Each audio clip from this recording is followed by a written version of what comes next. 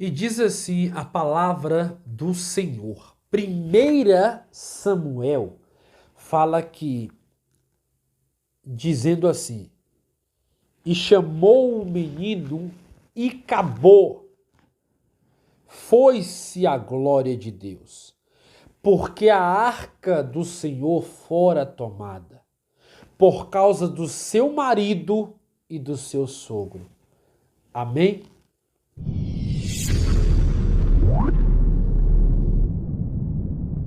Salve os irmãos com a paz do Senhor Jesus Cristo. Hoje mais uma lição bíblica da escola dominical, quarto trimestre de 2022.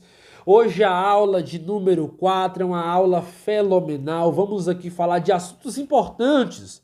Porém, já adentrando a você, quero orar, quero agradecer a Deus e vamos dar continuidade, porque hoje o tempo está corrido.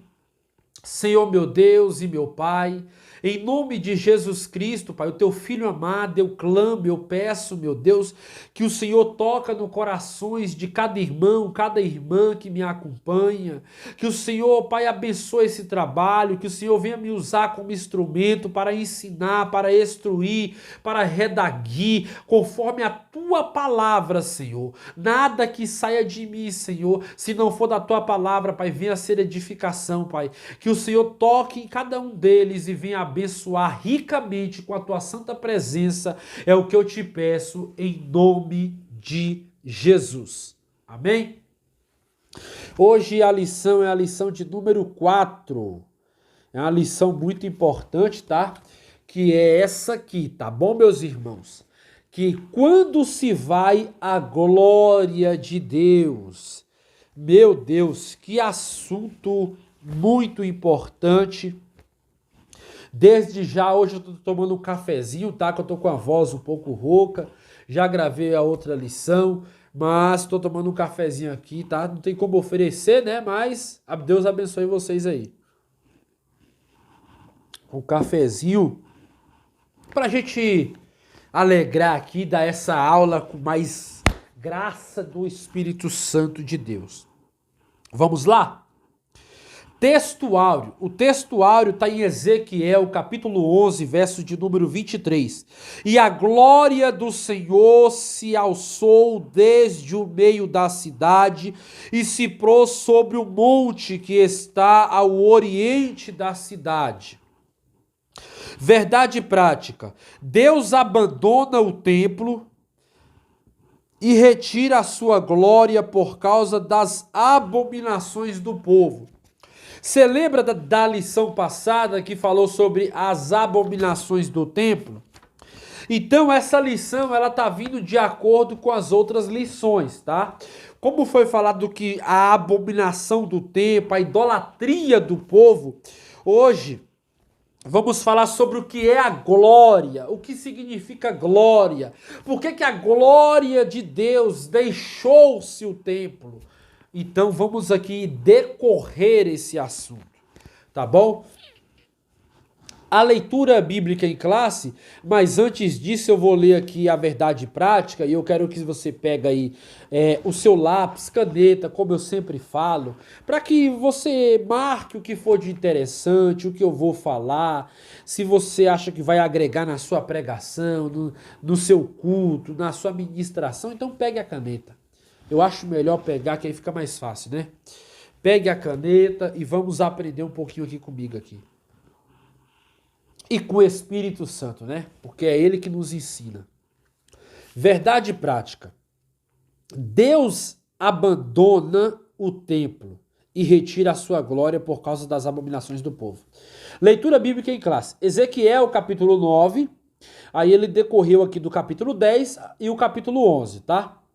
E a glória do Deus de Israel se levantou do querubim, sobre o qual estava, até a entrada da casa, e clamou ao homem vestido de linho, que tinha o tinteiro de escrivão na sua Sinta. Ezequiel 10. Então se levantou a glória do Senhor e sobre o querubim para a entrada da casa, e encheu-se a casa de uma nuvem, e o átrio se encheu do resplendor da glória do Senhor. Então saiu a glória do Senhor da entrada da casa, e parou sobre os querubins, e os querubins alçaram a sua casa e elevaram a terra aos meus olhos. Quando saíram as rodas, os acompanhavam e pararam à entrada da porta oriental da casa do Senhor, e a glória de Deus de Israel estava no alto sobre eles. Ezequiel capítulo 11. Verso 22, então os querubins elevaram as suas asas e as rodas os acompanhavam, e a glória do Deus de Israel estava no alto sobre eles. Verso 23, e a glória do Senhor se alçou desde o meio da cidade e se pôs sobre o monte que está ao oriente da cidade. Verso 24. Depois o Espírito me levantou e me levou em visão à Caldeia para os do cativeiro. E se foi de mim a visão que eu tinha visto. E falei aos cativeiros todas as coisas que o Senhor me tinha mostrado. Glória a Deus. Vamos para a introdução. A glória de Deus representava a presença de Yahvé no templo. Quando Deus mandou Moisés construir o tabernáculo, explicou a razão dessa ordem. E me farão um santuário e habitarei. Acabei de ler a introdução. Nós temos que entender que vai falar sobre a glória. Quando se vai a glória de Deus? Nós lemos um versículo aqui que fala sobre Icabode. Icabode. E você e eu sabemos que no período do Antigo Testamento, nós vamos ver a glória de Deus de várias formas sendo manifestadas. A glória de Deus sendo manifestada de várias formas. Isso resulta também até de formas teofânicas, que depois eu vou explicar, né? As formas teofânicas e o antropopatismo, que é de forma humana. Porém, se me der tempo eu vou explicar, porque o assunto aqui vai decorrer conforme eu vou aplicando. Então, a introdução fala: a glória de Deus representava a presença de Yahvé no templo quando Deus mandou Moisés construir o tabernáculo. 25:8 diz assim, ó: e farão para mim um santuário para que eu possa habitar no meio deles. Quem mandou fazer o santuário foi o próprio Deus, tá, meus irmãos? Foi o próprio Deus que mandou construir esse santuário. E aí, a gente tem que ter aqui sabedoria para saber explicar esses assuntos, porque são assuntos que vai falar muito, a certo ponto, da comunhão com Deus, né, que o povo tinha, e vai falar principalmente aonde Deus habitava. E como que Deus habita hoje? Então vamos aqui, estou com minha Bíblia aberta, estou só vendo aqui umas referências, para mim estar lendo no decorrer da aula, mas eu vou deixar assim. Então vejamos, a introdução é essa. A glória que Deus, ela é transportada para o templo. Quando Deus mandou, eu vou colocar a lição aqui e vou explicar mais detalhado. Quando Deus mandou Moisés fazer o tabernáculo, Deus mandou Moisés fazer o tabernáculo porque ele queria habitar no meio do seu povo. Já começa aí, aqui é só a introdução, tá? Ele queria habitar no meio do seu povo, pois no Antigo Testamento, como eu sempre falo isso, no Antigo Tanakh, porque nós conhecemos como Antigo porque a Bíblia dá a descrição de Antigo, mas os judeus, eles não gostam que chamam de Antigo, eles chamam de Tanakh. Tanakh. O Antigo é o Tanakh. Porém, nós temos que fazer uma divisão sobre Salmos, né? Salmos, sobre Nefidim, né? Que é profetas, e o Pentateuco. Fazendo essa divisão, nós vamos ver que Deus, ele quer ter comunhão com o povo. Pois o povo não tinha essa comunhão na antiga aliança, de ter acesso a Deus. Pois o Espírito Santo, ele só descia em reis, sacerdotes e profetas.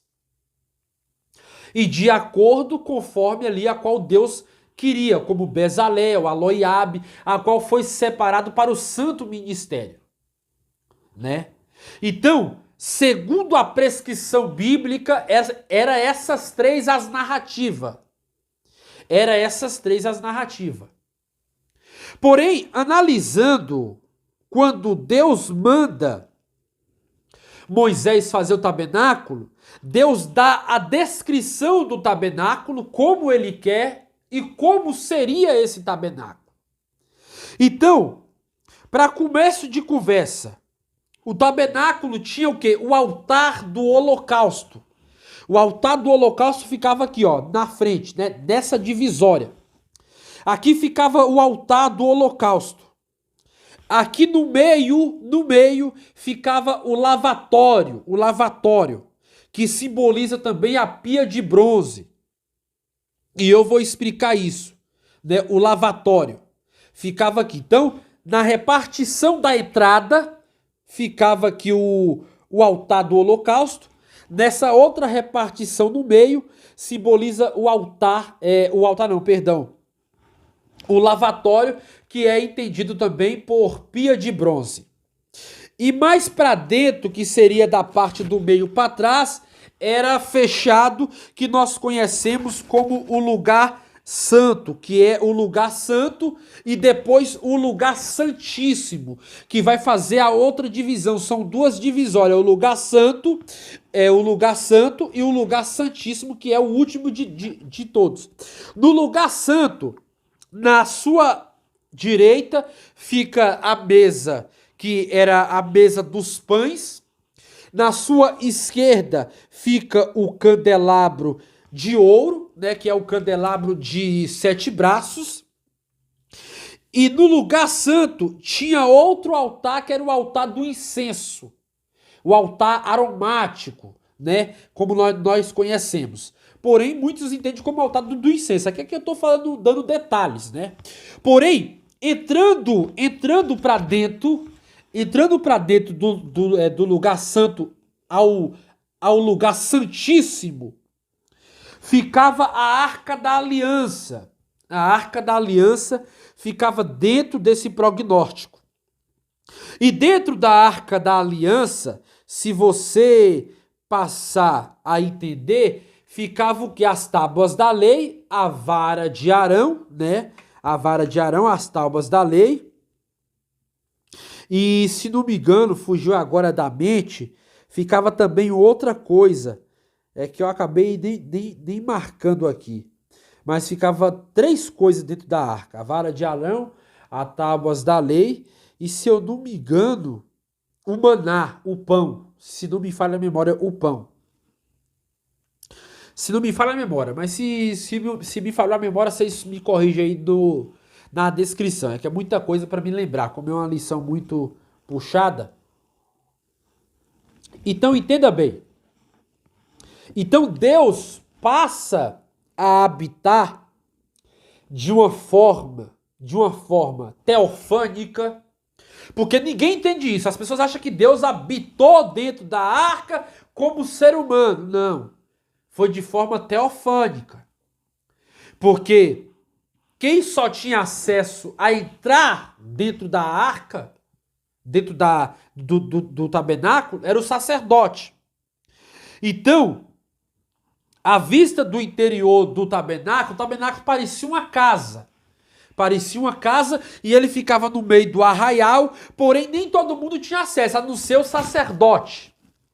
Só o sacerdote tinha acesso àquele lugar santíssimo. E além disso, tinha as prescrições para que ele pudesse entrar. Para que ele pudesse entrar. E não era de qualquer jeito, porque se ele entrasse de qualquer jeito, ele podia ser fulminado lá dentro e morrer lá dentro. Então não era de qualquer jeito. Então, o tabernáculo tipifica o quê? A obra redentora de Cristo de levar os pecados os pecadores a Deus. Mas a questão é, Deus passou a habitar dentro daquele lugar. Aí você pode perguntar, mas outras pessoas viram Deus? Sim, viram de forma teofânica. Porque Deus se apresentou a eles. É diferente de Deus me apresentar a mim e de eu me apresentar diante de Deus. Porque eu não consigo ver a glória de Deus, pois eu sou pecador. Se eu ver a glória de Deus, eu morro. Eu morro. Eu não consigo ver a glória de Deus. Porque Deus é tão santo, mas tão santo que você não consegue estar perto dele. De forma que nós possamos ver a glória a olho nu. Deixa eu te perguntar uma coisa. Só para você ter ideia, eu vou deixar bem prático, bem prático. Aqui é bem prático, é o que eu tô falando. Você consegue olhar pro sol 1 minuto? Olhar com os olhos abertos, você consegue olhar? Não, você não consegue. Você não consegue, você pode falar o que quiser, você não consegue olhar pro sol 1 minuto assim, ó, com os olhos abertos. Porque o sol, ele acaba ofuscando as suas lentes oculares dos olhos. Que você não consegue conseguir enxergar, porque ele acaba te cegando. O que aconteceu da glória de Deus era algo que nenhum ser humano conseguia contemplar, pois a glória de Deus, eu coloco para você que é 10 vezes maior do que o sol, do que aquela luz do sol, tá? É muito mais de 10 vezes, aqui eu tô citando só um pouquinho só do que eu já estudei sobre esse assunto. Então, se a luz do sol você acha forte porque você não consegue olhar para o sol 1 minuto de olhos abertos, imagine a glória de Deus. Imagine a glória de Deus, que é 10 vezes mais do que o sol. Então, você imagina. Então, Deus, ele quer passar a se habitar entre seu povo. Vamos entrar agora na introdução. Eu tive que falar isso aqui para dar uma entrada mais caprichada para você entender o assunto, tá? Porque se eu falasse básico aqui, você não ia compreender o que eu quero dizer. Então, primeiro, sobre a glória de Deus.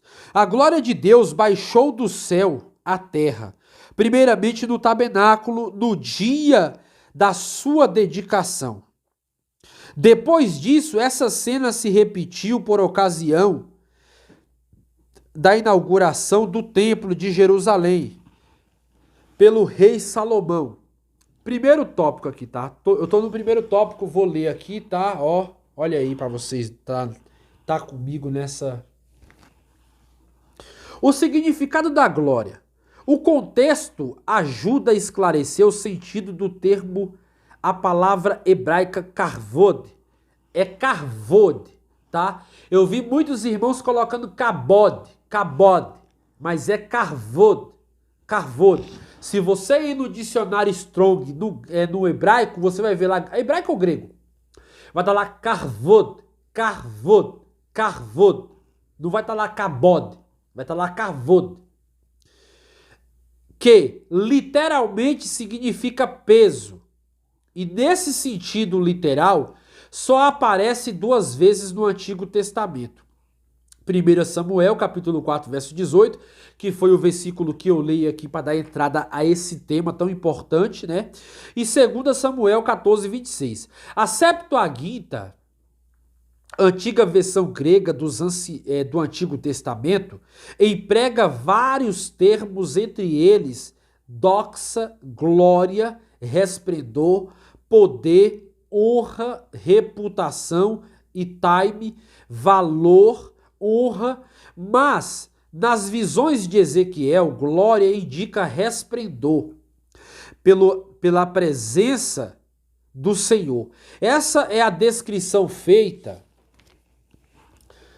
pelo próprio profeta Ezequiel. Vocábulo hebraico Shekinah, geralmente usado entre os crentes como a glória, não aparece na Bíblia, porém é frequentemente no judaísmo.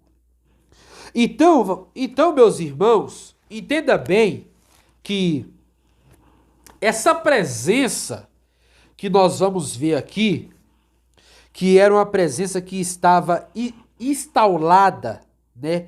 Que estava instaurada na arca no tabernáculo, ela passa para a arca da aliança. E depois da arca da aliança, ela passa para o templo. Você vai ver que ela passa para o templo. Isso é bíblico, tá? Porém, não vai dar para me ler muitos versículos aqui por causa do horário. E eu vou correr aqui. Então, essa glória, essa presença que estava instaurada no tabernáculo e na arca, porque do tabernáculo passa para a arca, da arca passa para o templo. Quando o templo é construído, passa para o templo. Porém, nós temos que entender que o templo foi destruído. O templo de Salomão foi destruído. Quando Nabucodonosor invadiu Jerusalém, ele destruiu o templo. Então, foi construído-se o segundo templo. Mas eu quero explicar aqui a palavra glória. Glória, como o professor muito bem colocou, e eu quero explicar antes de continuar a narrativa. O que é glória? Glória é carvode, é peso. Peso. Ninguém consegue sentir a glória de Deus fisicamente. Ninguém consegue. Ninguém. Todos aqueles que viram Deus de forma teofânica tiveram um pouco do esplendor de ver, mas não de estar fisicamente, ou como que eu vou colocar aqui, de forma literalmente a entender, porque nenhum homem consegue, pois o homem é pecador. Coloca isso na sua mente. O homem é pecador. Continuando aqui, antes de eu explicar, eu vou ler agora aqui, ó. Eu tô aqui, ó, no tópico 2, tá? Eu vou ler aí rapidinho, pra gente entender melhor. A glória de Deus, ela se manifestou aos filhos de Israel quando Moisés dedicou o tabernáculo a Deus. Êxodo 40, 34, 35. E era a presença de Deus no meio do povo, quando acompanhou Israel nas suas jornadas no deserto até o início do reino de Salomão. Período em que a arca da aliança foi transferida do tabernáculo para o templo que Salomão construiu em Jerusalém. A glória de Deus encheu toda a casa, em 2 Crônicas 5, 13 e 14, e da mesma forma no culto dedicado ao templo. Desde então ele se comprometeu em manter seus olhos fixos e os seus ouvidos atentos à oração desse templo. Mas essa promessa nunca foi condicional, e parece que o povo havia se esquecido disso. 2 Crônicas 7,14, que daqui a pouco eu vou ler. Porém, eu quero que você entenda. Eu já vi hoje muitos pregadores falando: recebe aí a Shekinah de Deus. Mas o que é Shekinah? Você já se perguntou? Aqui é uma aula de ensinamento, tá? Aqui é uma aula de ensinamento. Não estou pregando, estou ensinando. Mas eu posso pregar falando: recebe aí a glória de Deus. Recebe aí a Shekinah de Deus.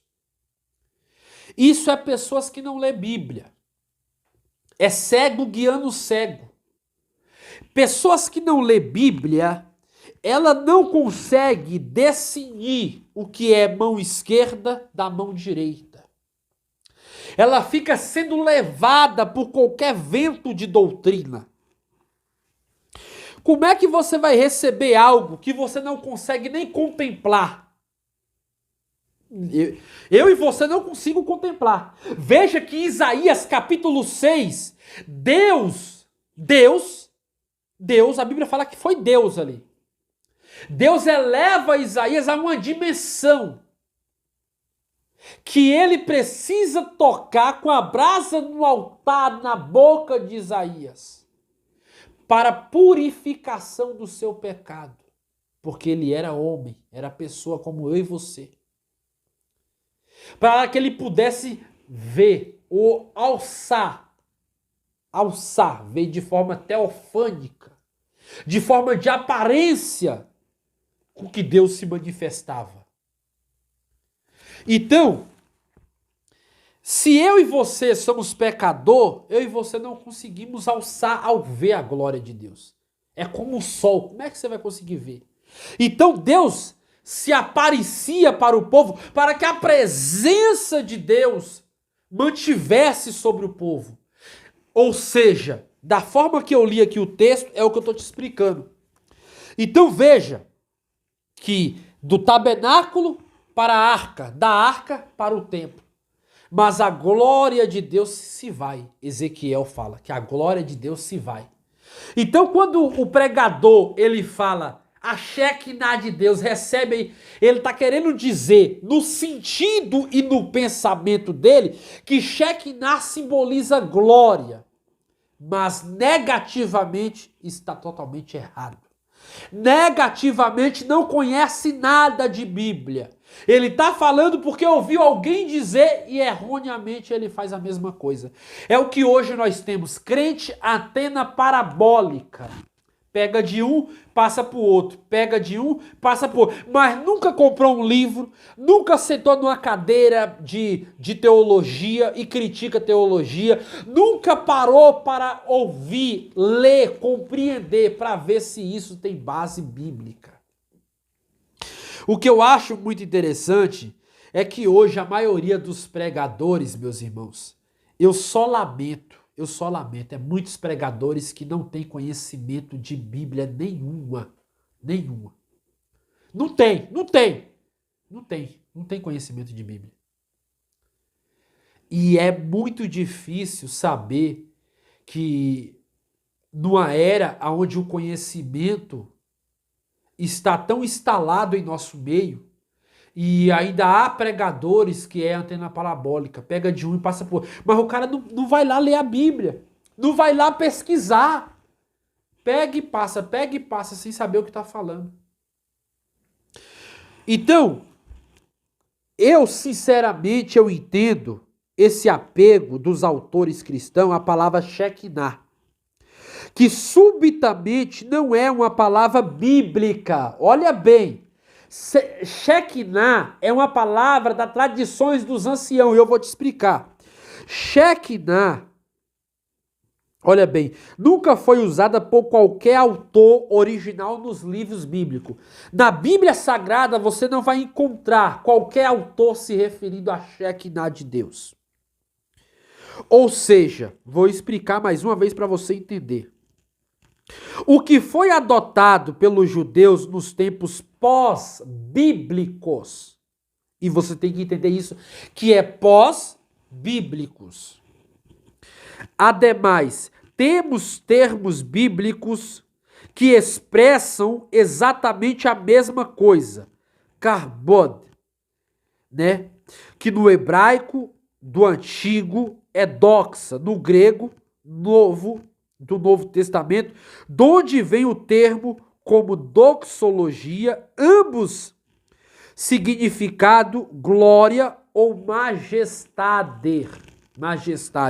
Só voltando aqui a um assunto que eu falei sobre Kavod, mas Kabod também dá o mesmo significado, tá? Analisando aqui o que o autor tá dizendo, só corrigindo aqui, aproveitando que eu tô dando essa aula, Kabod também significa a mesma coisa. Então, mas o nome certo é Kavod, tá? Kavod, que é com V. Mas o autor aqui, ele colocou que Kavod também dá o mesmo entendimento. Porém, Shekinah vai dar um entendimento que significa morada de Deus. Morada de Deus. Shekinah é morada de Deus. E não tem nada a ver com peso, com glória, kavod. Então, convém aqui salientar que a palavra Shekinah é muito usada nas igrejas. E eu acabei de falar isso. Tá? A gente tem que saber separar que glória de Deus, olha bem, glória de Deus não é bíblica, pertence ao chamado hebraico talmúdico, que significa morada em ou morada de Deus. Mas para conhecimento bíblico é morada em. Comumente usada entre os judeus para a presença de Deus, e às vezes referindo-se ao próprio Deus, o Talmud é uma antiga literatura religiosa dos judeus, identificando nos evangelhos como tradição dos anciãos, tá? O nome Shekinah, ela tá na tradição dos anciãos. Se você comprar o livro Tradição dos Anciãos, você vai encontrar entre essas pronúncias como outras que não está na Bíblia, mas está na tradição dos anciãos. Porque naqueles dias esses preceitos eram orais e só foram codificados a partir do século V depois de Cristo, ou seja, depois do período pós-bíblicos. Os rabinos associam ao Espírito de Deus, porque o Talmud diz: a Shekinah do Senhor nunca se afastará desse lugar. Uma referência ao Muro das Lamentações.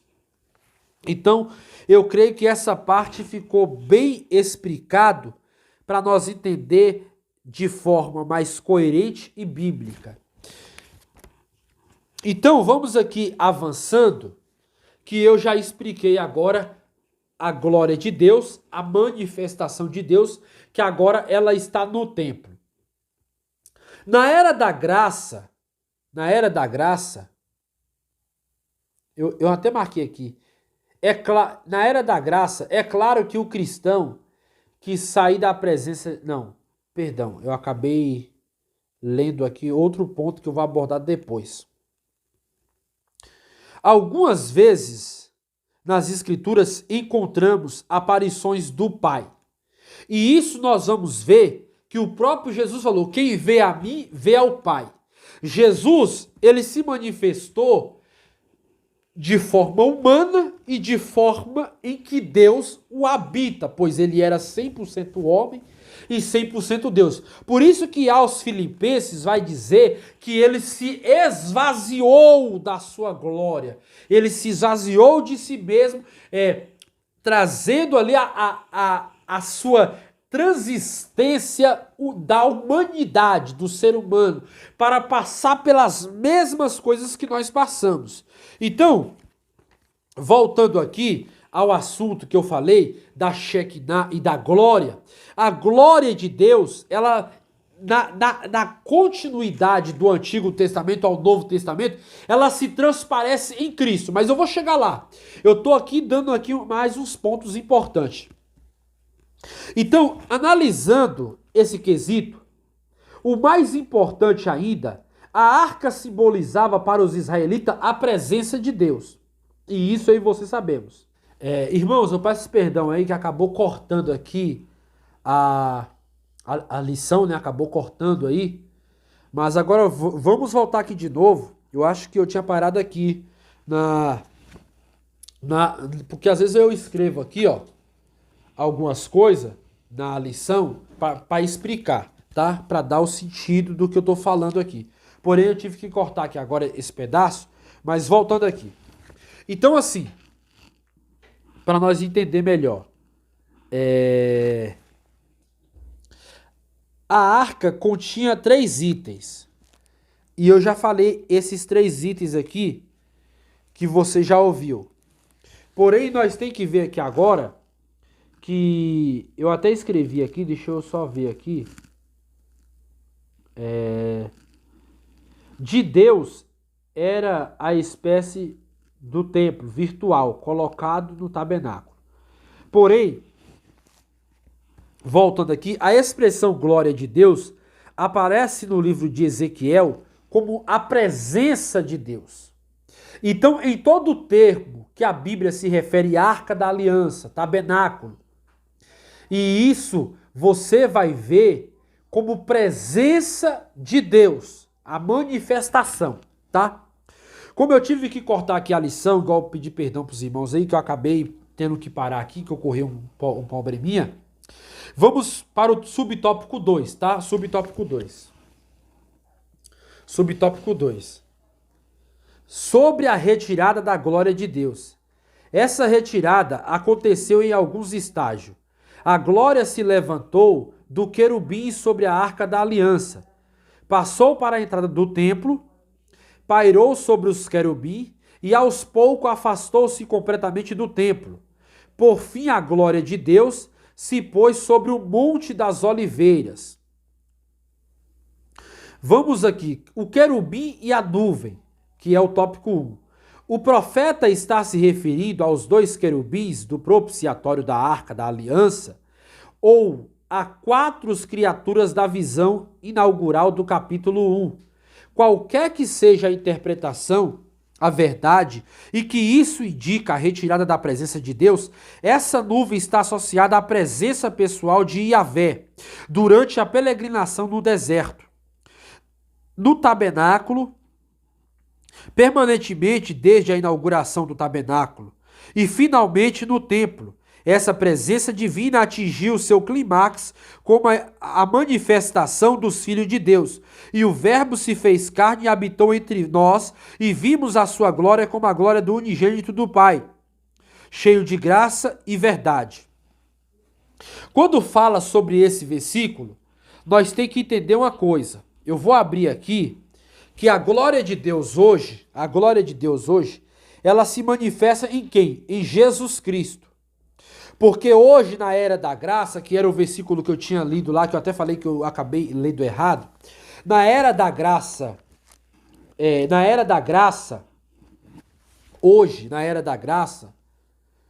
o cristão, ele tem o Espírito Santo que habita dentro dele. E o Espírito Santo, ele é o próprio Deus habitando dentro da pessoa. O Espírito Santo, ele é o próprio Deus habitando dentro da pessoa na era da graça. Mas tem um porém aí. Quando Ezequiel ele tem essa visão da glória de Deus deixando o templo, já era praticamente no tempo de Zorobabel, era o segundo templo. Pode ver que Ageu 2, capítulo 9, fala assim em Ageu 2:9. Que a glória da segunda casa será maior do que da primeira, tal, né? E assim diz o Senhor. Porém, nós temos que entender que a glória ali não está representando mais a presença de Deus da forma que estava na arca e da forma que estava no templo de Salomão. Pois agora,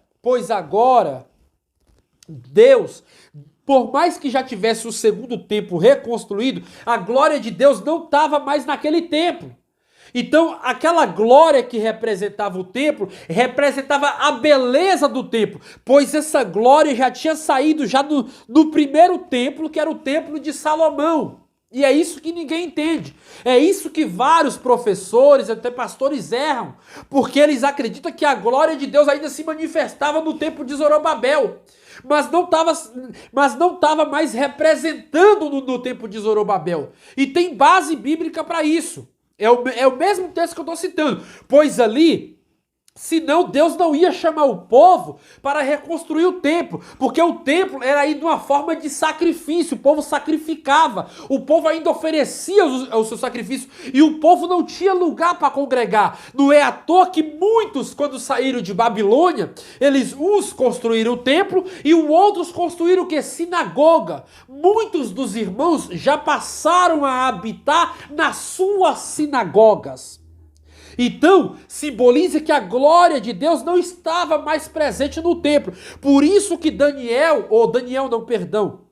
Ezequiel, ele tem a visão, e essa visão mostra que a glória de Deus saiu do templo. Essa glória de Deus saiu do templo. Pois agora o quê? O Espírito Santo ia passar a habitar. Pois as escrituras, ela tinha que se cumprir. Ia vir quem que ia vir? O Messias, o prometido, aquele que morreu desde a fundação do mundo, como cordeiro. Por isso que a Bíblia fala, e a Bíblia descreve a continuidade. A continuidade. Nós temos que entender a continuidade, entendeu? Essa continuidade, ela ia passar do velho para a nova aliança. Que essa nova aliança seria o quê? O Espírito Santo habitando no templo da graça em cada um de nós. Que recebesse a Jesus como único e salvador. Que recebesse o Yeshua HaMashiach, que é o mesmo Messias, o Emmanuel, o prometido. Então, entendendo isso, você vai compreender o que a própria Bíblia fala assim, que lá em João fala, capítulo de João 1:1, diz assim: no princípio era o verbo, e o verbo estava com Deus, e o verbo era Deus. Se você for ver, numa versão em grego, vai dizer assim, no princípio era o Logos, e o Logos estava com Deus. E o Logos era Deus. O Logos quer dizer o verbo. No princípio era o Logos e o Logos estava com Deus. E o Logos era Deus. Então, entendendo isso, vai se referir o quê? A majestade, a glória de Deus.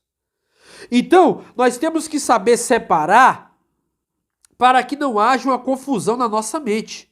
Porque senão nós acabamos, misturamos textos, e eu vou ler agora aqui o tópico 2, aqui ó, esse tópico 2 aqui, que fala assim, a retirada da presença de Deus. 10:8. A glória de Yahvé pairou sobre os querubins e aos poucos afastou-se completamente do templo. O profeta contempla essa glória se levantando da porta e se movendo para a carruagem do trono, que estava para descer, em cima dos querubins. Nessa visão, Ezequiel acompanha a glória de Deus, flutuando sobre os querubins, e vê a carruagem divina se mover para a porta principal do templo, para a sua partida definitiva. A saída da glória de Deus representa a retirada da sua presença. Com isso, se aproxima a destruição do templo. Essa casa foi destruída pelos caldeus em 587 a.C., no mês 4º ao 9º do mês. E corresponde a 14 de agosto de 587, que é o que eu acabei de falar. Depois que foi destruído o templo, perdeu-se, tá? Vamos correr aqui porque já deu. Por fim, a glória de Deus se pôs sobre o Monte das Oliveiras. Eu estou trazendo muito conhecimento profundo aqui, irmãos. É coisa que você não vai achar em lugar nenhum. Eu já assisti vários tipos de lições aí, em vários lugares. Não tem o conteúdo que eu trago aqui. Por isso eu convido a você, ajude essa obra.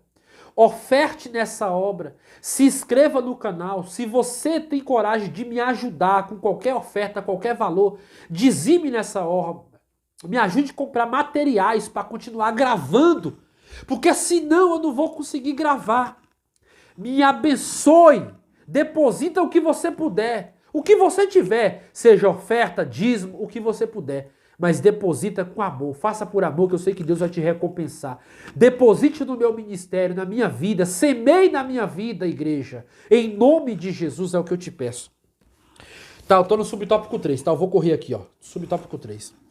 Por fim, a glória de Deus se pôs sobre os montes das oliveiras. A presença de Deus no templo era privilégio de Israel, mas isso exigia responsabilidade, de modo que a glória de Deus não podia habitar com os pecados do povo. Mas a casa de Deus era profana, com as práticas pagãs mais abomináveis. Ezequiel 11:21. Ezequiel viu a glória de Deus partindo do templo para o Monte das Oliveiras e dali ascendeu ao céu para retornar ao fim dos tempos. Não mais no templo de Jerusalém, mas no templo do milênio. Com a retirada da presença de Deus, o templo ficou vulnerável juntamente com a cidade de Jerusalém. Interessante que o Monte das Oliveiras também é o local de ascensão de Jesus, que foi aonde que o próprio Jesus, depois de morto, ele ressuscitou e transpareceu em glória, tá? Atos 1, você lê lá, lê com calma. Jesus apareceu ali em glória. Todo mundo viu ele ali na forma de Deus, como transparência de corpo visível. Não é à toa que o próprio Tomé tocou e viu que Jesus, eu não tenho corpo, mas pois o meu corpo que eu como. Então a matéria ainda subsistia, mas na forma da glória de Deus, tá? Isso aqui é revelação que poucos contam para você, tá? Então a retirada da glória de Deus se deu mediante a retirada do querubim da Arca da Aliança, deslocando-se para o Monte das Oliveiras. Eu não sei se você viu, quando Jesus ele vai com Pedro, com João, e eu não sei quem é o outro que ele vai, eu não sei se é Tiago, que ele vai e lá aparece quem? A glória de Deus o toma, que o próprio Pedro vê ali de forma tanto Moisés como Elias, e ele pergunta: Senhor, o que você acha da gente fazer aqui duas tendas, né, para que para que Moisés e Elias pudessem... Como que ele viu aquilo ali? Aquilo ali foi uma revelação da glória teofânica de Deus se manifestando em Jesus, o seu Filho amado, porque Jesus era Deus. Então, nós temos que saber separar as coisas para não mudar ali ou diversificar o que a Bíblia diz, tá, meus irmãos? Eu vejo muito obreiro aí que tá falando coisa com coisa sem saber. Vamos correr aqui pro tópico 3, tá? Que eu preciso finalizar essa lição que já tá dando quase 1 hora e eu já trouxe muito conhecimento aí pros irmãos. Sobre o segundo templo, Ciro, rei da Pérsia, baixou o decreto que pôs fim ao cativeiro de Judá em 539 a.C. e pouco tempo depois partiu de Babilônia a primeira leva dos judeus de volta para Judá no seu decreto de libertação. O rei inclui a reconstrução do templo de Jerusalém. Tá? 2 Crônicas 36, 20, 23. Esdras 1, capítulo 1, 2. O segundo templo, aqui ó, tô no segundo templo, tópico 1, tá? Conhecido como o templo de Zorobabel, foi inaugurado o 6º ano de Dário, Esdras 6,15, que corresponde ao ano 516 a.C. Não era uma construção com a mesma dimensão e beleza arquitetônica da primeira casa. Não dava para comparar com o templo de Salomão, Ageu 2,3. O pensamento no período pós-exílico era de que o retorno da glória de Deus era escatológico. Malaquias 3,1. Vou abrir lá, tá? Que eu preciso ler para que vocês compreendam. Tá? Eu tenho que ler para que vocês compreendam, para que não haja dúvida no entendimento seus, tá bom? Olha bem, eis que eu envio o meu mensageiro, que prepara o caminho diante de mim, e de repente o Senhor, a quem vocês buscam, virá ao seu templo, e o mensageiro da aliança, a quem vocês desejam, eis que ele vem, diz o Senhor dos exércitos. Segundo tópico, tá? Eu vou ler o segundo tópico aqui, para finalizar. O templo de Zorobabel foi reformado e ampliado por Herodes Magno. Ele conseguiu persuadir os judeus dizendo que o atual templo não estava à altura da antiga glória. Os trabalhos se iniciaram cerca do ano 15 a.C. e continuava em andamento nos dias do ministério terreno de Jesus, 46 anos depois. João 2,20, conhecido como Segundo Templo, era o cartão postal de Jerusalém. A construção só foi concluída em 66 depois de Cristo. Isso é muito importante. O templo de Zorobabel, que foi Zorobabel que construiu, ele foi remodificado. Ele foi ampliado pelo próprio Herodes, para que Herodes pudesse ganhar a credibilidade dos judeus. Ele falou: vou aumentar esse templo, vou construir, vou lançar glória sobre esse templo. Mas Deus já não habitava mais naquele templo. Você está me entendendo? É simples e prático. Vamos correr aqui. A presença do Filho de Deus. Eu estou aqui, ó. Não há registro de que a glória do Senhor tenha enchido a casa de inauguração por Zorobabel. Diferentemente de Moisés, quando inaugurou o tabernáculo, e de Salomão, a inauguração do templo. Foi o Senhor Jesus que trouxe a glória de Deus quando ministrou no templo de Herodes. A sua presença nele fez a glória da segunda casa ser maior do que a da primeira. O templo desempenhava várias funções de Israel, como lugar de perdão, do encontro com Deus e da presença divina. E era o centro espiritual da nação de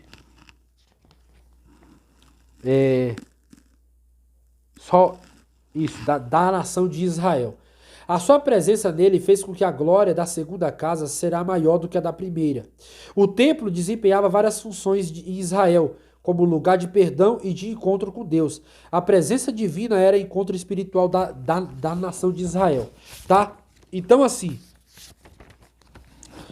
entenda uma coisa. Eu vou até marcar aqui.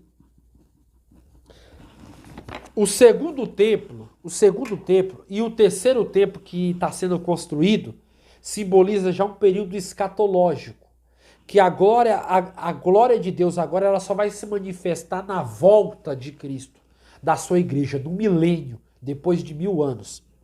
Porém, nós temos que entender que Deus, a glória de Deus só vai mostrar aqueles que foram selados, chamados, né? Aqueles que irão estar com ele. Então esses irão ter acesso de forma de adoração e serviço, como hoje os anjos exercem.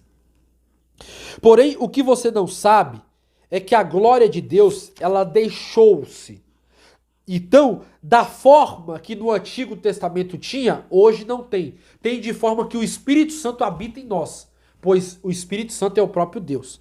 Para finalizar, eu vou ler aqui o tópico 4 só, tá? E vou dar a conclusão.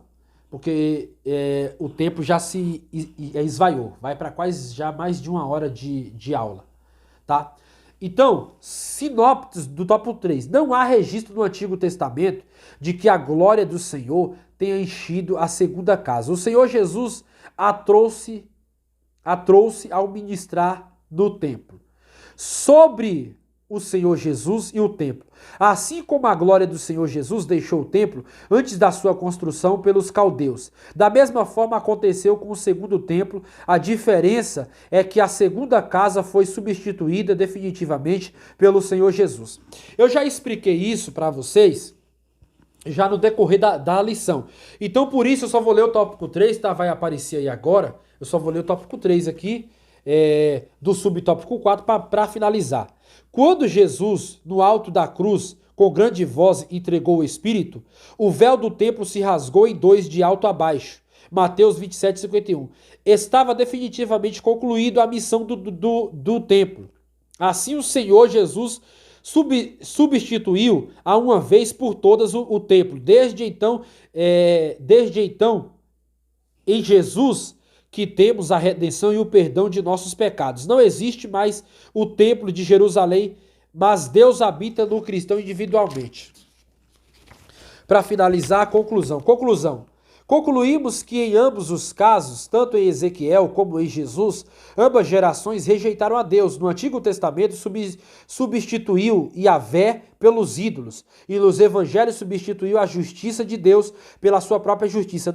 Não conhecendo a justiça de Deus e procurando estabelecer a sua própria justiça. Não se sujeitar à justiça de Deus. Eu vou ler aqui um versículo que está lá em Romanos 10, capítulo 3, que diz assim: